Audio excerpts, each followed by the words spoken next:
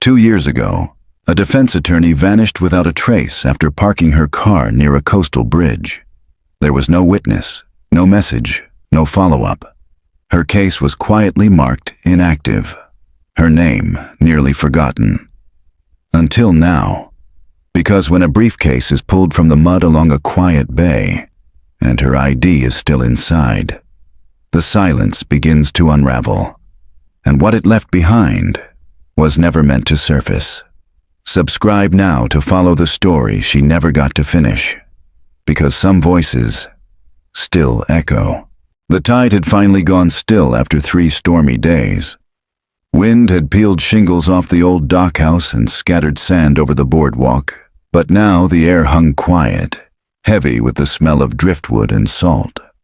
Micah Bell, 11 and restless, wasn't supposed to be this close to the bay on a school morning.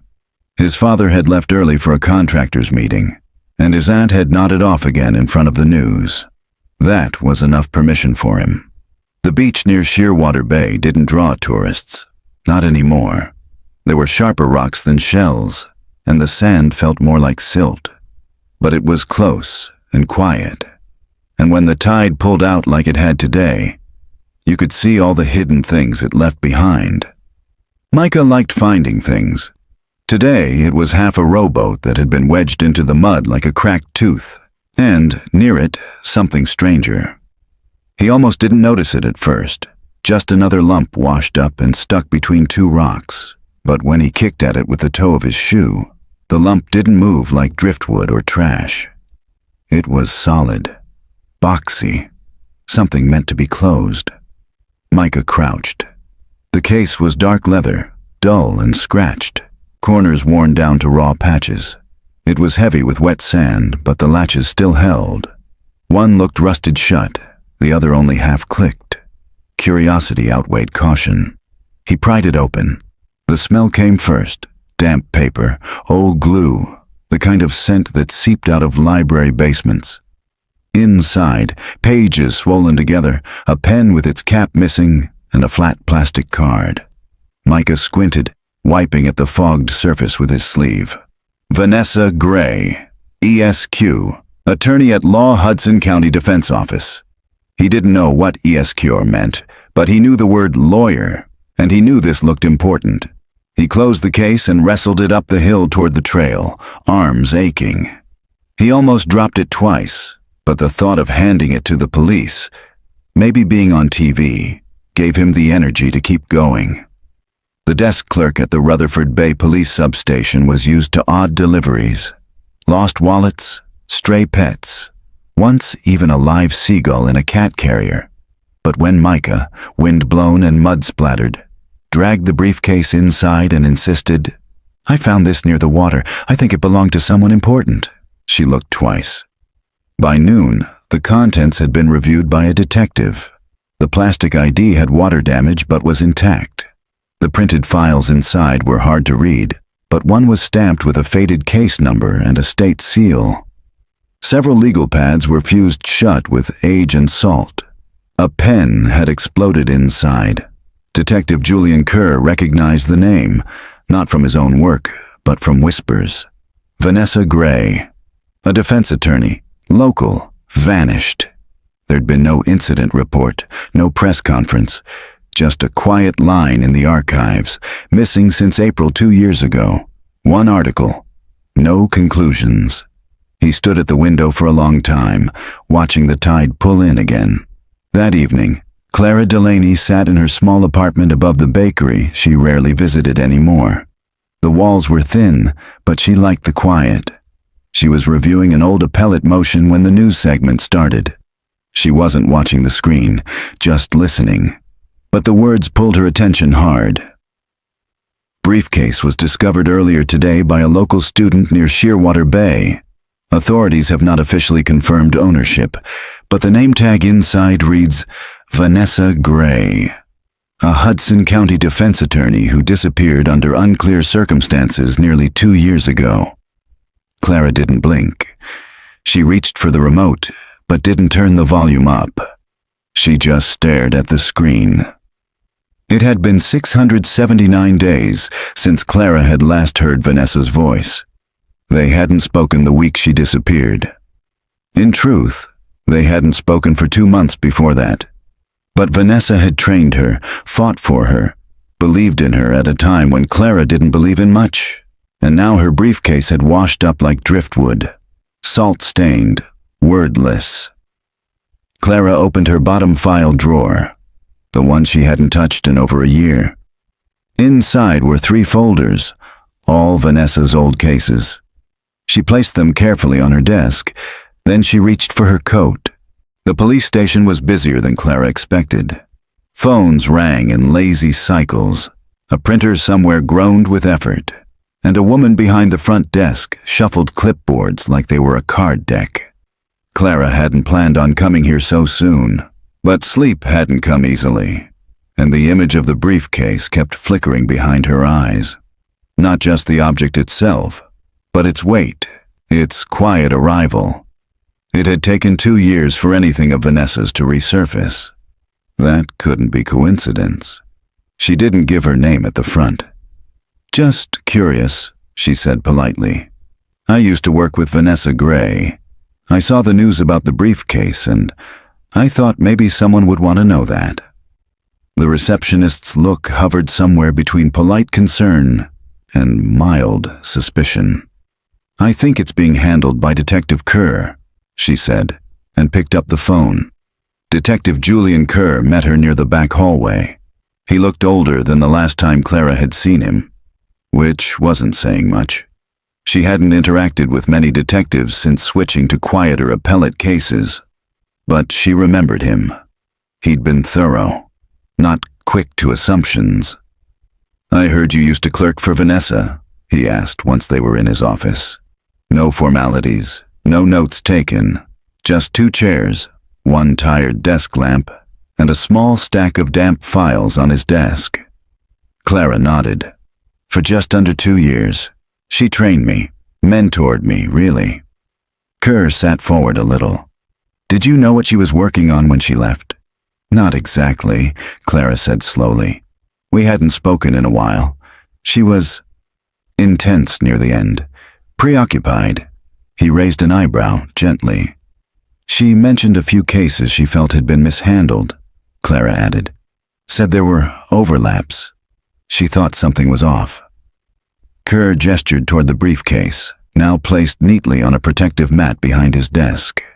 The exterior had been gently wiped, but the worn corners and rusted latch gave it away. "She carried it everywhere, didn't she?" he asked. Clara nodded. "She didn't trust office cabinets, said paper was only safe if you could see it." Kerr offered a faint smile. "There's one section inside that looks like something was removed, carefully. No tearing. Just a missing rectangle about the size of a letter folder." Clara's throat tightened. "Do you know what it might have been?" he asked. She considered lying, or deflecting, but she didn't. "She once mentioned writing something," Clara said. "A letter. Not to anyone local. She said if anything ever happened, that letter would explain everything." Kerr leaned back. "And do you know where that letter might be now?" Clara shook her head. "But if it's not in that briefcase, then someone else had access to it. Which means maybe she wasn't alone when she disappeared." Kerr didn't write it down, but Clara could see his thoughts shift, like a mechanic realizing the wrong bolt had been used. That afternoon, Clara returned to her office and laid out the 3 folders Vanessa had left behind. They were old, printed on aging legal paper, but the names inside were unforgettable. Case 1, James Cray, convicted of aggravated theft in 2018. Sentence 6 years. Released early due to evidentiary issues. Case 2, Marisol Chen, convicted of felony obstruction in 2019. Sentence 3 years. Charges later dropped after video evidence surfaced. Case 3, Tomas Guerra, convicted of armed robbery in 2020. Sentence 10 years. Sentence reduced after a key witness recanted. 3 clients, 3 reversals, and all defended by Vanessa in her final year. Each file had something in common. Handwritten notes in the margins in her quick, angular scrawl. Most were single words. Inconsistent. Track address. Same story. But at the bottom of Thomas Guerra's file, Clara noticed something new, written in black ink and underlined twice. J12 witness, identical phrasing, also used in Chen case. She flipped to Marisol Chen's file. Sure enough, a witness statement appeared with the initials J-12. Same sentence, word for word, same description, same event, but supposedly in two completely different places. That couldn't be coincidence. Someone had recycled testimony in two different trials. And Vanessa had noticed. Clara exhaled slowly. It wasn't just about the briefcase. Vanessa had been onto something that tied these cases together, something she might have documented in the letter that was now missing. The next day, Clara returned to the courthouse archives, not to request records, but to read between the lines. The clerk didn't recognize her, which suited her fine. I need access to trial transcripts for People vs. Guerra and People vs. Chen, she said, keeping her voice light. She spent 2 hours with the paper files in the reading room. Both cases had a similar tone, same language in the witness accounts, same structure in the police reports. But what caught her attention most was what wasn't there. The identity of the witness labeled J12 was never revealed. Marked confidential, no deposition recorded, no interview transcript filed. Clara sat back. Who was J12? And why had they turned up in both cases? She closed the folders, her mind buzzing with the quiet unease that had been with her since the night she saw the news. Vanessa had found this. She'd written something about it. And now the most important part, the explanation, was missing. Not destroyed. Removed. Outside the courthouse, Clara stood on the steps for a long moment, watching the sun dip behind the buildings. She pulled her coat tighter and reached into her pocket, running a fingertip along the folded corner of Vanessa's old case summary. She didn't have enough yet to go public, but she had enough to start asking real questions, and she knew exactly where to begin. With Tomas Guerra. The old transit station had seen better decades. 2 of the lights above the benches flickered in quiet protest. The windows bore more tape than glass, and the posted bus schedule hadn't been accurate in at least a year.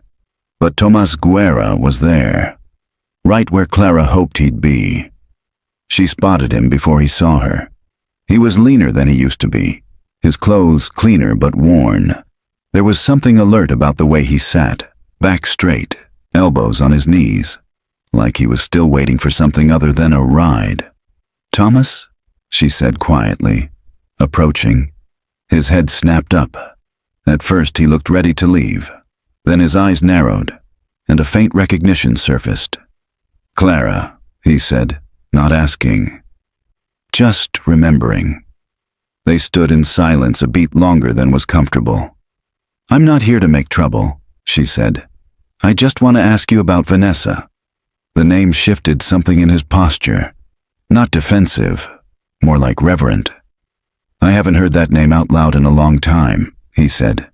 "Not from someone who meant it." They sat outside, the bench cold beneath them. Voices low so they wouldn't echo under the high awning. "She helped me more than anyone ever has," Tomas said.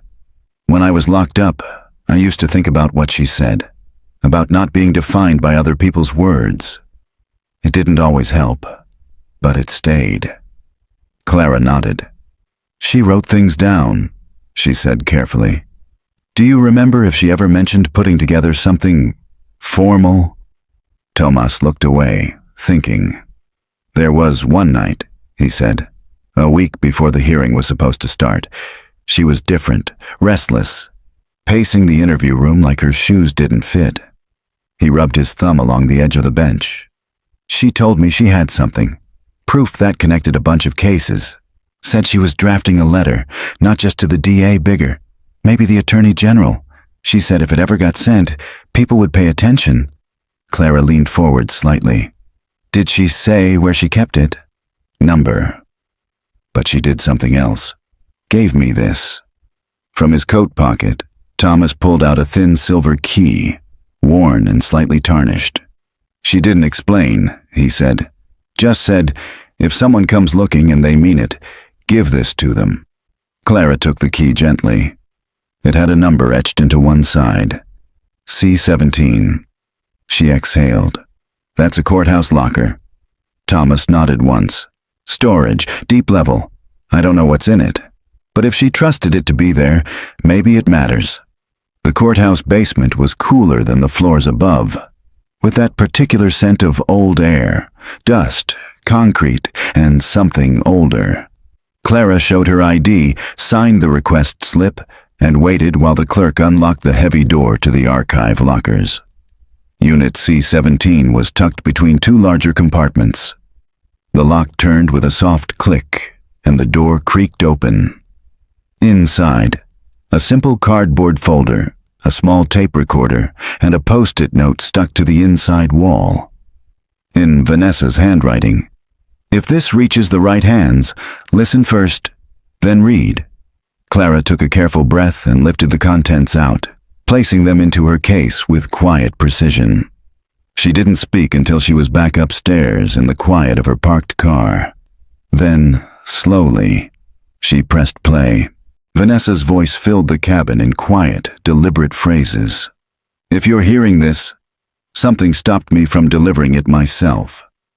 A pause. Then, I've documented 3 separate cases where witness statements appear altered, duplicated, or improperly logged.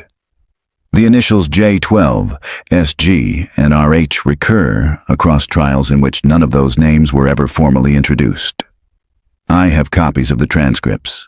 I've tracked language reuse, and I believe there's coordination, intentional or otherwise, in how these accounts were created. The sound of paper rustling, then another breath. This isn't just about flawed evidence. It's about people getting swept aside because it's easier to close a case than to ask why it happened. Then, softer. If anything happens to me, this folder contains enough for someone to continue. I trust Clara to know where to start. The tape clicked off. Clara sat still for a long moment, the silence after Vanessa's voice louder than anything. She turned to the folder next. Inside were photocopies of case summaries, transcript segments, and 2 letters. One addressed to the Attorney General's office, the other labeled simply, Personal, Laura. She didn't open the personal one, not yet. She focused on the letter for the AG, typed, signed, dated just 6 days before Vanessa's disappearance. It outlined everything. The matching witness phrasing, the recycled testimony, a call for oversight. It ended with a quiet plea. Please don't let this go quietly. The original version, the one that had likely gone missing from the recovered briefcase, was right here, safe, at least, until now. Clara drove home without turning on the radio. She didn't want distraction. Back in her apartment, she scanned the documents into a secure folder, marked each page, and placed the originals in a fireproof file box. She then opened her notes from the Cray and Chen cases, drawing lines across a whiteboard she hadn't used in over a year. The names began to map. The witness statements began to echo. And in the center of the web, unconfirmed but now undeniable, a pattern. Vanessa hadn't just noticed something. She'd named it, preserved it. And now, 2 years later, the words she left behind were finally being read. The board in Clara's apartment had transformed from blank slate to a woven net of lines and names. She stood before it now, arms crossed, studying the connections like they were part of a map only she could read. 3 cases, 3 clients, 3 sets of nearly identical witness statements, and 1 set of initials that kept showing up like a shadow between the lines.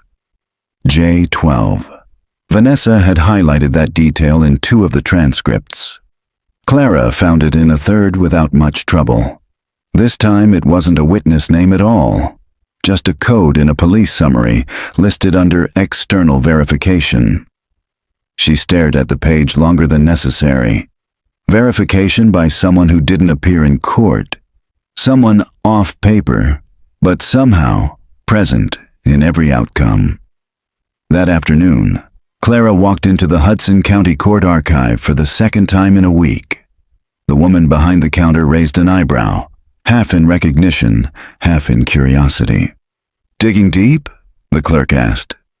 "Just tying up old threads," Clara replied. She requested case logs for 2019 through 2021, focused on any defense trials Vanessa had worked during her final year. Not just her high-profile ones, the small cases too. What she found confirmed what she feared. The phrase, verified by external source, J12, appeared 4 times across 5 different files. Once in a shoplifting case, once in a juvenile claim, twice in burglary trials. It had no legal name tied to it, no date of record, no badge number. A presence, not a person. Clara took copies of the documents and sat in the archive reading room, fingers resting lightly on the worn wood table. In law, everything was supposed to trace, but J12 didn't. And if Vanessa was right, it wasn't just a flaw. It was a pattern. Later that evening, Clara paid a quiet visit to someone who knew the inner workings of courtroom back channels better than anyone else. Lena Fox, a retired legal secretary who'd worked with both defense and prosecution over a 30-year span. She had seen everything and had forgotten nothing. Lena greeted her at the door with a teacup in one hand and a look of amused curiosity in the other. "I heard you were still around," she said. "Most people who clerk for lawyers like Vanessa either climb fast or burn out." "I'm trying to stay somewhere in between," Clara replied, smiling faintly. They settled on the porch, the wind soft through the trees behind the townhouse. Clara unfolded one of the trial transcripts. "Do you remember ever seeing this phrase in any legal docs? Verified by J12. Lena squinted at the page, then took a slow sip of tea. "Not officially," she said, "but it sounds like an internal code." "For what?" "Could be a field contact. Could be someone who passed along information but wasn't cleared to testify. We used to see codes like that pop up when things weren't straightforward." Clara tilted her head. "Not straightforward how?" Lena paused. "Sometimes those codes were used to move things along, especially if a case was looking thin and needed a little push. A nod from someone upstairs that everything was in order." "You mean not from evidence, but from pressure?" "I didn't say that." Lena looked at her kindly. "But you didn't hear me deny it either." Back home, Clara stared at Vanessa's letter again. So much of what was written there lined up. But one thing still didn't make sense. Vanessa was careful. Always. She made copies of everything, labeled and cross-referenced her notes. So why hadn't she submitted this letter to anyone before? Why keep it locked away in a courthouse basement, trusted only to a former client and a backup locker key? Unless she hadn't finished gathering what she needed.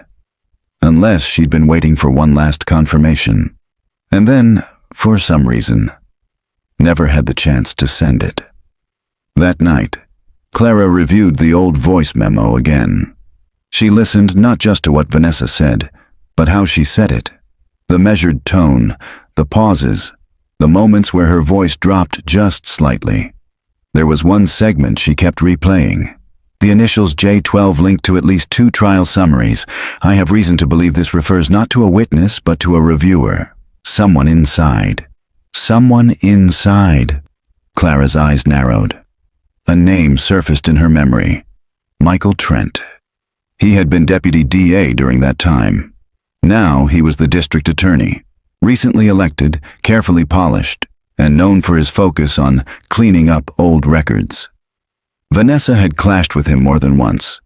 Clara remembered the conversations. Remembered Vanessa calling him obsessed with closure. Not justice. Closure. Clara wrote his name in the center of the board. The next morning she filed a request with the clerk of courts for any signed supervisory reviews tied to the 5 trial numbers she'd flagged. Later that afternoon, the response came in, clipped, polite, and incomplete. Only 3 of the files showed review signatures. All were initials. MT. Clara stared at them. The dates matched up with the weeks Vanessa had confided in her about case irregularities. But now, 2 of those case files no longer included J12 in their wording at all. The printed versions had been redacted. It was only in archived earlier drafts that the initials had appeared. Someone had quietly erased the presence, but not entirely. Vanessa had kept her copies, and now Clara had hers. She took out her phone and opened a new note. To do, request full timeline of court submissions for Cray, Chen, Guerra pulled Trent's review logs during Q2 2020 Interview 1 remaining witness from Guerra trial. Check if law clerk Laura Gray, Vanessa's sister, is still in state. She paused at the last name. Laura. Clara hadn't seen her since the day Vanessa stopped returning messages. Back then, Laura had been protective, private, but maybe time had shifted something. Maybe she still held part of the story. And maybe, just maybe, she knew why Vanessa had never mailed that letter. The gray home sat just outside the city limits, where the sidewalks thinned and mailboxes leaned toward the road like tired shoulders. Clara hadn't been here in years, not since Vanessa had invited her for a brief, quiet dinner with her sister.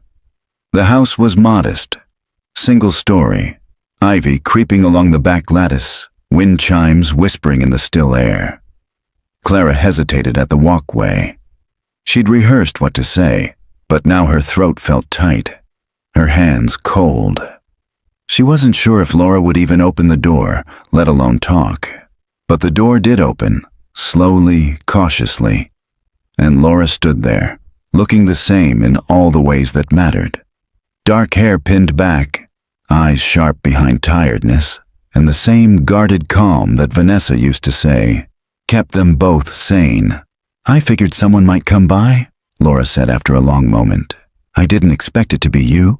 I wasn't sure you'd remember me." "I remember everyone who stuck by her," Laura said softly. "Come in." They sat at the kitchen table, a pot of tea steeping between them. Clara unfolded the scanned letter. Laura didn't touch it at first, just looked at the pages like they might dissolve under her gaze. "She was working on this before she left?" Laura asked. "Yes," Clara said. "She never filed it, but she locked a copy away. I found it." Laura blinked once, then looked away. "She told me once that she was onto something. Said if anything ever happened to her, the paper trail would point the way." Clara hesitated. "Did she say what kind of something?" "She never said it outright," Laura replied. "But she didn't scare easy, and she was scared. Not panicked, just careful. She changed her locks, started handwriting things instead of using email. She mentioned anything about someone called J12. Laura frowned. "That came up once. She said it wasn't a person, not exactly. Said it was a pattern disguised as a signature, something stitched into the seams of these cases." Clara nodded slowly. She thought someone inside the courthouse was planting information, repeating testimony across multiple cases, all tied back to that code. And she thought if she exposed it, she'd be next in line for something no one would talk about. Laura's voice softened, and then she disappeared. Clara didn't correct her. After a long silence, Laura stood and disappeared down the hall. When she returned, she was holding a small padded envelope. "She gave me this the same week she disappeared," Laura said. "Said not to open it unless someone came back asking the right questions." Clara opened it carefully. Inside was a printed folder, thicker than the letter, labeled Copycat Testimony Patterns. Guerra, Cray, Chen plus 2 more. Clara flipped it open.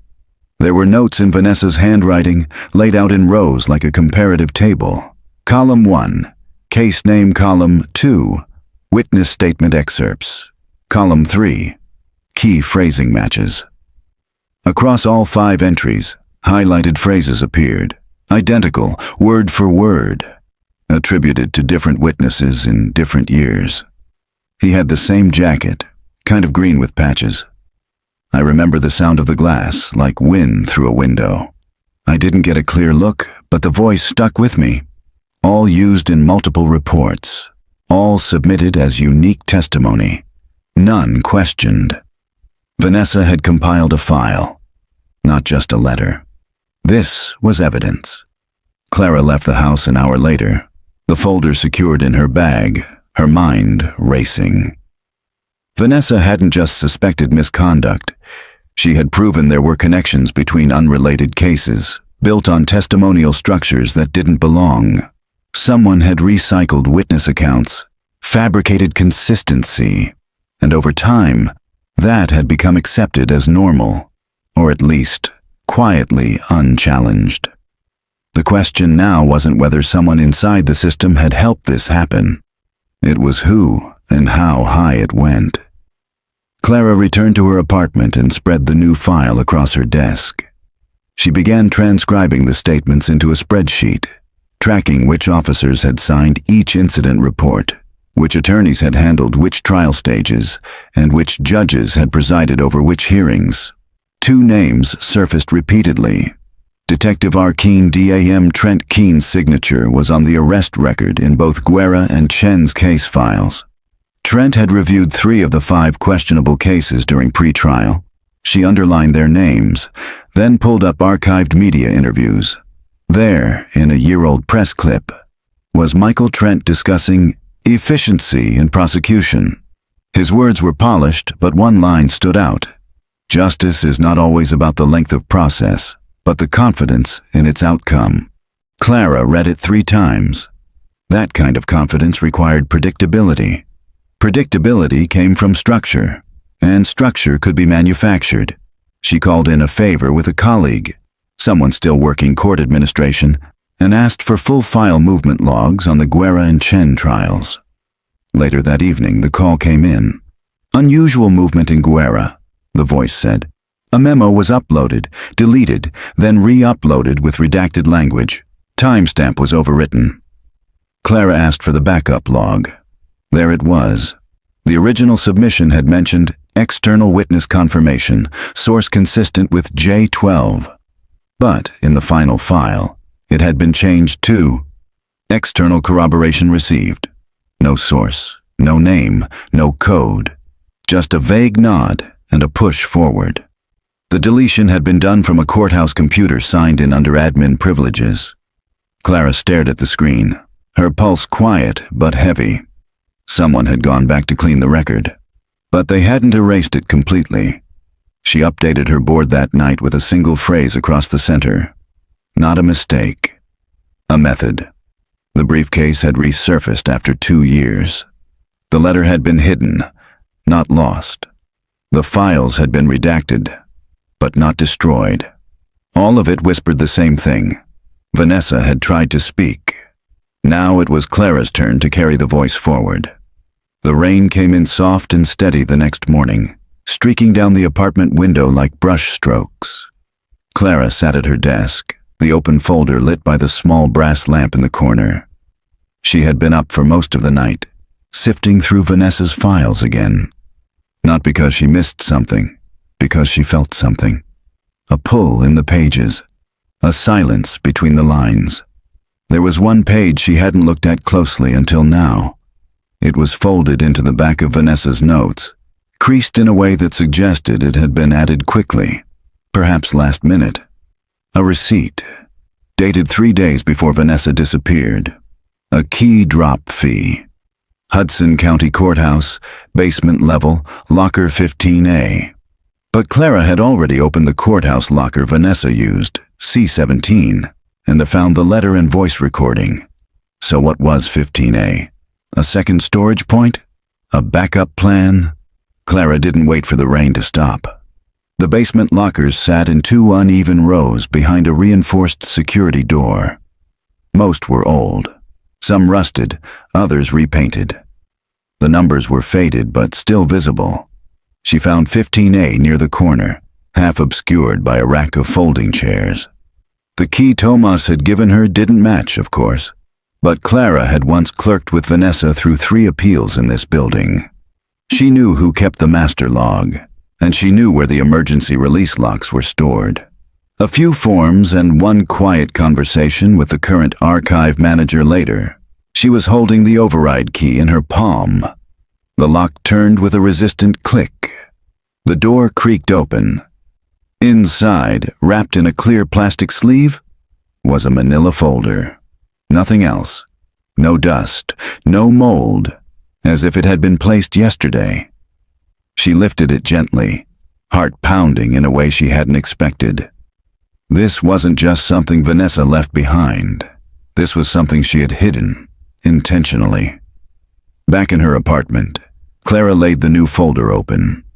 It was thin, but the contents were pristine. Title page, final correspondence, LM, sealed copy beneath it, a letter. Typed, unsigned. It wasn't a complaint or a case summary. It was personal. Laura, if this ever reaches you, it means I either couldn't or wouldn't go through with the rest. I don't know what will happen, but if something stops me, don't let this be the only thing left. Keep it safe. And tell Clara, she knows where to start. Clara swallowed hard. It was the only time Vanessa had written her name in any of the documents. There was also a single post-it note tucked behind the page, not addressed to anyone directly. It read, "Lockers can be opened." People forget that, but they don't check what's already been removed. Clara leaned back. That line. It felt like something more. She grabbed the original briefcase, now in her possession temporarily after filing a formal request to hold it pending evidence verification. The interior lining had dried now, but the fabric near the base still felt slightly thick, like something layered behind it. She ran her fingers gently along the seam. Then she felt it. The edge of something firm, pressed between the lining and the case shell. A false back. She used a letter opener to gently pry it up. Inside was a flat USB drive, tightly sealed in waterproof tape. She stared at it. This had been there the entire time. Missed by everyone, even the initial investigators. Vanessa had hidden it, carefully. Clara didn't plug it into her laptop. Not yet. Instead, she drove to her firm's satellite office, barely used now, but still active, with a clean machine isolated from her personal network. The USB opened one folder, Internal Reference Drafts, VG. Inside, scans of statements, witness logs, email headers between court staff, handwritten officer notes, all cross-referenced, color-coded, and time-stamped. Vanessa had collected it all, and she'd organized it by type, repeated language, undisclosed evidence, confidential witness codes, signature inconsistencies. Clara scrolled through in silence, her pulse steady but slow. This wasn't just suspicion. It wasn't even just proof. This was a blueprint. Later that day, Clara drove to the records office to request certified case files for the Guerra trial. She included a legal request form to re-review evidence handling chain logs, now citing potential procedural inconsistencies. The clerk raised an eyebrow but didn't ask questions. Before she left, Clara asked one more thing. "Do you have on record the name of the assistant who filed Vanessa Gray's last court appearance notice?" The clerk scanned the terminal, then frowned slightly.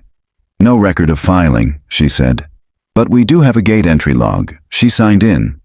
"Which day?" "April 14th, 2021. The same day she disappeared." Clara thanked her and stepped outside. She didn't need a camera feed or a security badge to know what that meant. Vanessa had come here that morning, and she never came out again. That evening, Clara reviewed the contents of the USB again, looking for a thread. The one page, one note, one overlooked piece that might bring everything into focus. She found it in the folder labeled CI Index Confidential Informants. 3 names, 2 crossed out, 1 circled, R. Sandler. Below that, Vanessa had typed only 1 sentence. If he disappears too, it confirms everything. Clara searched the name against the internal legal databases. Nothing. No active record. No closed case. No address. Like he'd never existed. She checked external media records. Old court filings. A hit appeared in a 2020 preliminary hearing for the Guerra case. Statement verified by C.Y. R. Sandler, internal use only. And then, nothing. No testimony, no transcript, no follow-up.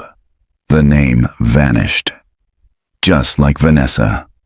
Clara stood at the whiteboard again. The web of names and lines now had a shape.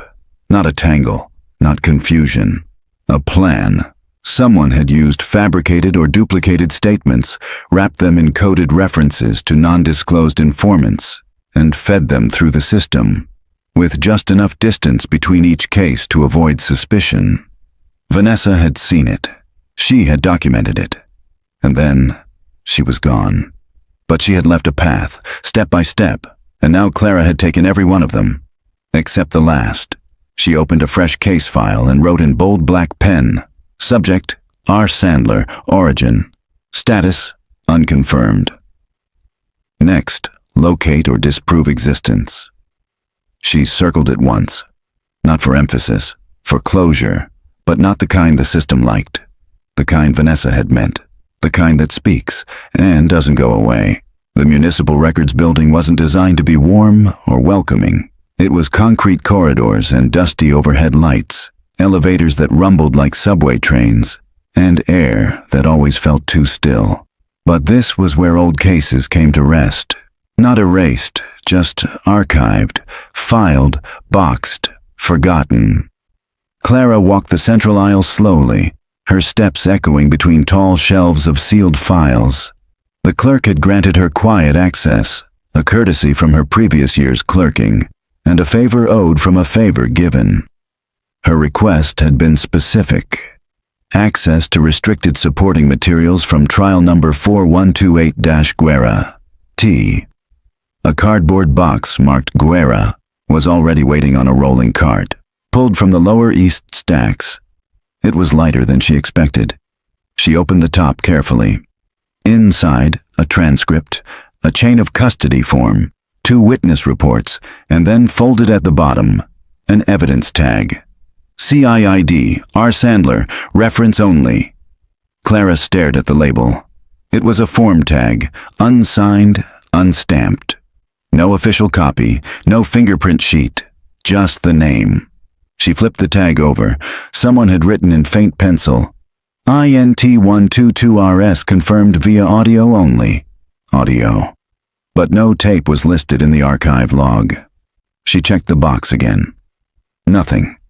The evidence form was logged as received, then retracted. A line was drawn through it. Beside it, withdrawn. Source unavailable. Clara's fingers tightened on the edge of the folder. Vanessa had found this, or she'd come close.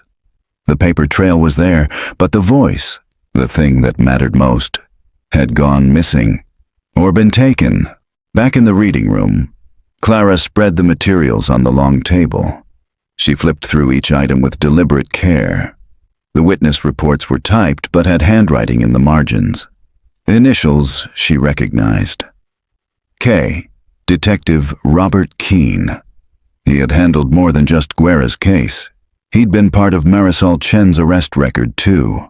And, according to Vanessa's copycat folder, he'd submitted witness statements in both trials that shared phrasings now proven to match. She circled his name on her notes. Not just a coincidence, a possible source. A link. If there was a voice recording, the one listed as INT122, it might have been stored outside normal court channels, possibly in the older district offices. Before everything went digital, interviews were sometimes logged separately. Vanessa had known that. Clara did too. The next day, she visited the old Hudson County precinct, the one being slowly transitioned into a civic center. Half the rooms were empty. One hallway still bore frosted glass with fading gold letters. Interview room storage. Archive B. The desk clerk, an older man in a sweater with worn elbows, took one look at her badge and one look at the form she handed over. "I don't think we keep audio reels from that far back anymore," he said. "Most of it got converted. The rest boxed." "Did any of those boxes come here?" she asked. He sighed, running a hand through his hair. "Some." "What are you looking for?" "INT 122, she said. "Possibly logged under Guerra, Thomas. Around March 2020. He stood slowly and gestured toward the back. "Follow me." The storage room felt like it belonged to another decade. Steel shelves lined the walls, each groaning with binders, boxes, and clear plastic bins. He led her to the far side, then pointed to a low bin labeled Interview Backlog. Temp hold. Clara knelt, hands searching through cassette cases, some labeled in fading marker. Her breath caught when she saw it. INT 122-R/A tape. Not digital, not transferred, still here, still whole. She held it in her hands for a moment, like something fragile that might dissolve. Then she stood. "Can I borrow a player?" The clerk raised an eyebrow. "I'll bring it back," she added. That night, Clara listened to the tape in her apartment, headphones on, notebook open. The audio was fuzzy, no timestamp, no laid in, but the voice that came through was male, older, quiet, but deliberate. "They said it wouldn't come back on me. I gave the name, the location, the time. I didn't see the whole thing. I just heard. I didn't want trouble. I told them that." There was a pause. Then, "I only spoke up because the lawyer said it was about more than just this case. Said others had used the same line. That's how I knew they were copying, that they had me repeat something." Clara leaned forward, the voice barely more than a whisper now. "They gave me a script. Said just say what I'd already said before, like we were helping keep the peace." A door opened faintly in the background. Voices. The tape ended. Clara pulled off the headphones slowly. They gave him a script. A confidential informant. Coached. Same words, used again and again. Vanessa had called it a pattern. Now Clara had a voice, one that confirmed everything. She scanned the tape into digital format, documented its source, and backed it up in 2 locations. She wrote a formal evidence summary and prepared a confidential memo, one she would send to the Office of Court Integrity the next morning, citing procedural irregularities and systemic testimonial duplication. Not as an accusation, as a record. Vanessa had disappeared before she could share this. Clara would not let that happen again. As she stood to file the documents, she noticed something near her door, a slip of paper that hadn't been there earlier. No envelope, just a folded note slipped under the frame. She opened it slowly. 6 typed words. "They heard you ask about Sandler." No signature, no contact, just that. The handwriting was unfamiliar. Clara folded the note carefully and tucked it into the back of her notebook. She didn't panic, but she did double-check her locks that night. And for the first time since Vanessa's voice had filled the briefcase with echoes, Clara slept with a USB drive beside her bed. The note had changed something, not in Clara's pace. She continued her research, compiled reports, and prepped her submission to the Court Integrity Office. But in the air around her, it felt thinner now, like the walls were listening. She kept the lights low. She shut her laptop when she stepped away. She kept her voice quiet, even when alone, but she didn't stop. And when the email came, an anonymous sender, no signature, just coordinates and a message, she didn't hesitate. "You want Sandler? Start here, upstate. No threats, no demands, just a location." Clara cross-referenced the coordinates. They led to a rural township 3 hours north of the city, just outside a state preserve. Sparse population, older homes, 1 post office. She packed carefully.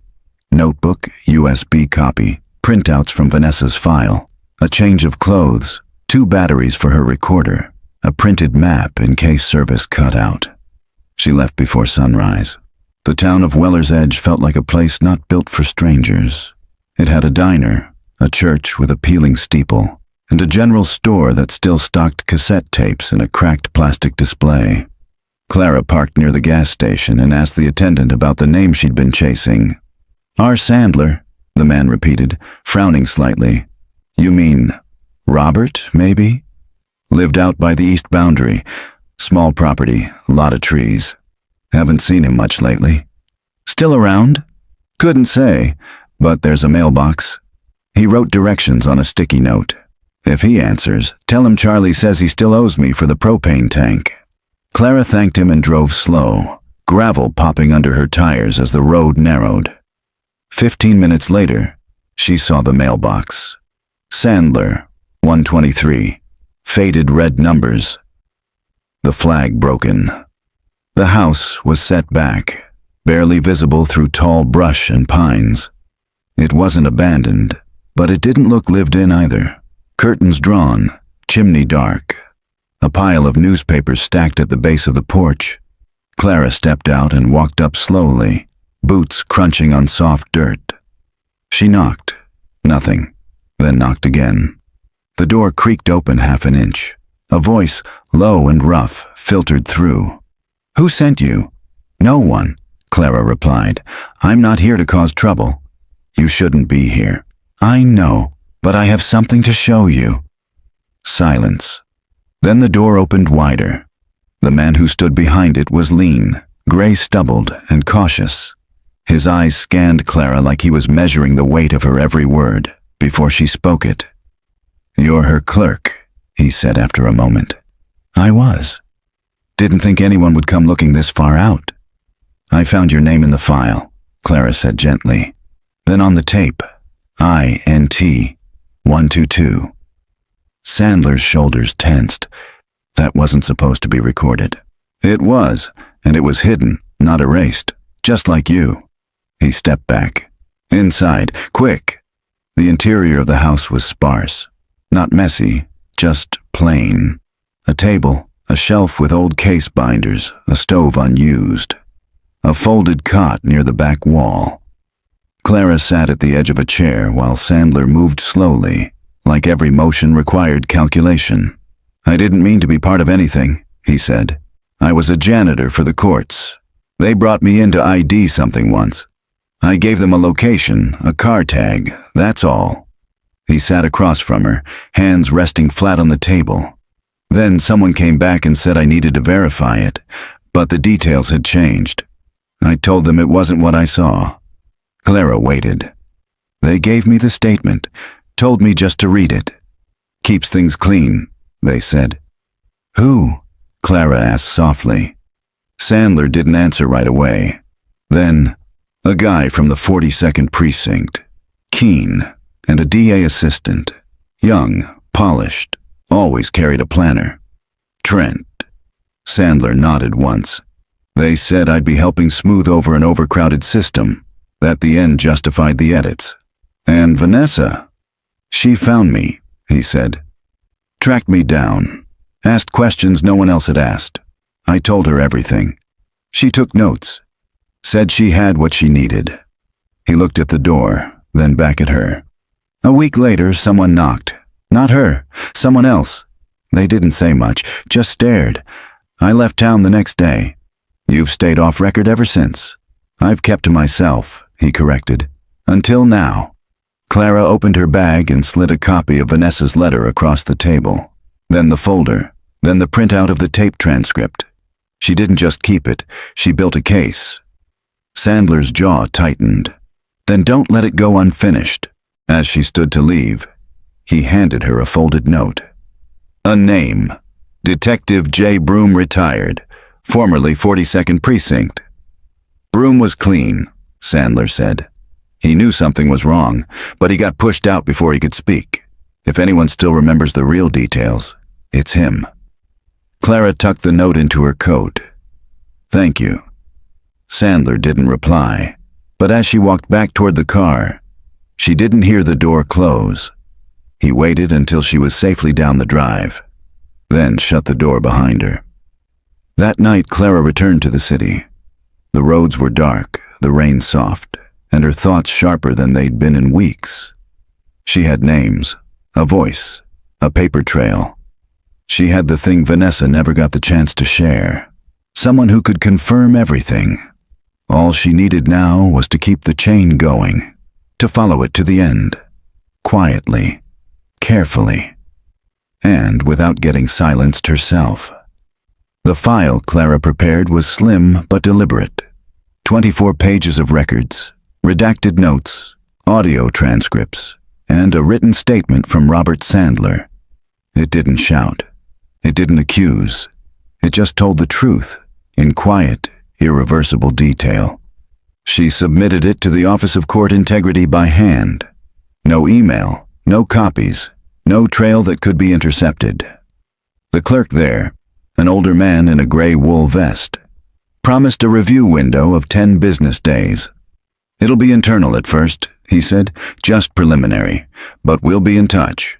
Clara thanked him, slid on her coat, and walked out with one final name still folded in her pocket: Detective J. Broom. Broom lived in a coastal retirement community about an hour south of the city. His name hadn't appeared in recent reports or case logs, but a former investigator Clara had once worked with confirmed he was the kind who left without writing a book or making a speech. When she knocked, the man who answered looked surprised but not unkind. "Let me guess," he said. "Vanessa Gray." Clara blinked. "How?" "You've got her eyes when you talk," he said. "Sharp, like you're always choosing between saying something or saving it." He stepped aside and motioned her in. Broom didn't need prompting. He poured 2 glasses of tea, sat in a worn leather chair, and opened with a breath that sounded heavier than it should have. "I was there when it started. The first time someone handed me a witness statement that felt rehearsed." Clara listened without interrupting. It was small at first. A shoplifting charge. Witness ID said the same thing word for word, twice, in 2 different precincts. I mentioned it to a colleague. He said not to push. Said it came from someone with oversight. "Trent?" Clara asked. Broom nodded. He was the common thread. Keen, too, though he kept things off paper. Said they were just doing what made the process smoother. "And Vanessa?" Clara asked. She was the only one who didn't look away. She sent me copies of 2 files, marked them up, asked what I saw. I told her the same thing I'm telling you now. Then she went quiet. Clara stared at her notebook. She was working on something big, she said, and then she just stopped. Broom nodded slowly. She didn't stop. She hid. Clara looked up. "What?" "She called me 1 week before she vanished. Said she'd found a second pattern. Said it wasn't just reused testimony. It was ghost identities. Witnesses who never existed. She said someone would notice eventually, and she didn't want them to find her first. She went into hiding? She never said it directly, but I know the sound of a plan being made." Broom reached for a small notepad from the side table and tore out a page. "She said if it ever came back to her, I was supposed to pass this along." Clara unfolded it. An address, Maple Hollow Wellness Retreat. No contact listed. No patient log online. "She said it's where people go when they want to be forgotten," Broom said. Clara drove out the next morning.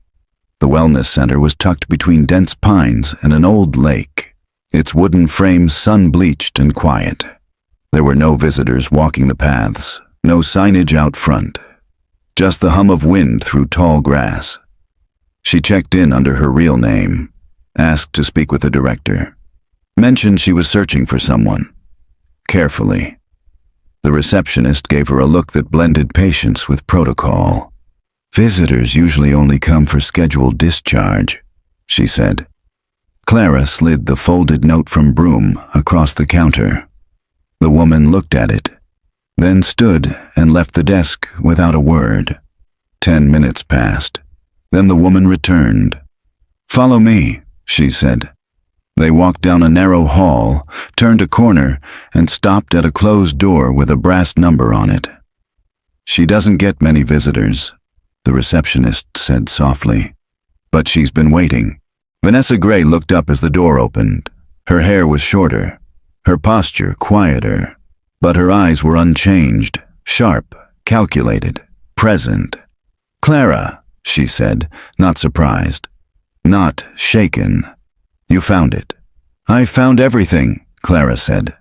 Vanessa stood, one hand on the back of the chair for balance, then stepped forward and closed the door behind Clara. They didn't speak for a long moment. Then Vanessa exhaled. "I thought hiding would protect the case," she said. "Give the evidence room to speak for itself." "It almost didn't," Clara replied. "But it made it." Vanessa nodded once. Clara handed her a folder. Inside, the redacted version of her own letter, her old notes, a printed copy of Sandler's affidavit. "You left breadcrumbs," Clara said. "All I did was follow them."